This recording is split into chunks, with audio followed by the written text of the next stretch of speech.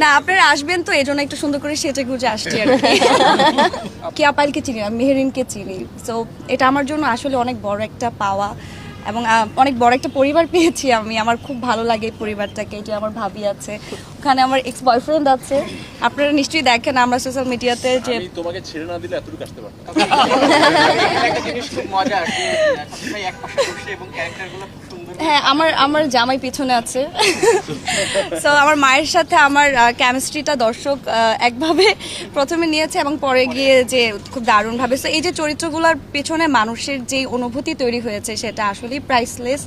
এবং আমি তো আসলে এখন বেশি বলতে গেলে হয়তো কান্না করে দিতে পারি, কারণ এটা আমার জন্য অনেক ইমোশনাল একটা জিনিস।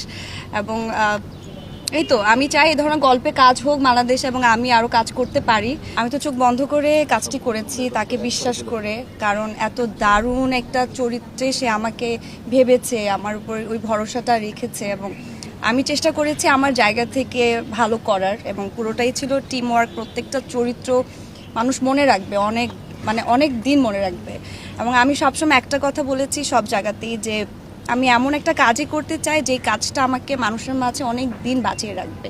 আমি যদি কোনোদিন মিডিয়াতে নাও থাকি, মানে আমি যদি এখনও চিন্তা করি যে আমি আর কখনো কাজ করব না, বাট আমার আফসোস থাকবে না যে আমি ভালো কিছু করতে পারিনি, কারণ এই কাজটি আমাকে আসলেই ওই জায়গাতে নিয়ে গেছে।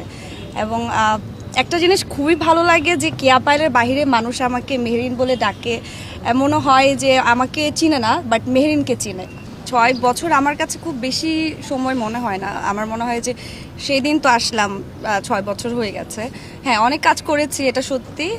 কাজ করতে ভালো লেগেছে এবং আমি খুব পরিশ্রমী, এটা আমি বিলিভ করি। আমি প্রচুর পরিশ্রম করতে পারি এবং আমি যখন চিন্তা করি যে এই কাজটি আমার করতে হবে, ভালো করে করতে হবে, তখন আমি ওটার পেছনে প্রচুর পরিমাণের হার্ডওয়ার্ক দিই এবং আমি চেষ্টা করি কাজটিকে ভালো করে করার। এবং ডেফিনেটলি আমার যারা সহশিল্পীরা ছিলেন, যে ডিরেক্টরদের কাছে আমি কাজটি করেছি, সবাই আমাকে হেল্প করেছে এবং অফকোর্স মানুষের ভালোবাসার কারণে আজকে এই জায়গায় আসতে পেরেছি।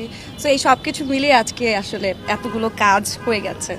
পাওয়া তো বললামই, পাওয়াটা আসলে যেই কাজটি বলেছি যে আমাকে সব জায়গা থেকে আলাদা করবে, ডেফিনেটলি মানে আমাকে কখনোই এমন হয়নি যে একক নাটক করেছি যে নাটকে আমার নাম ধরে ডেকেছে নাটকের নামে।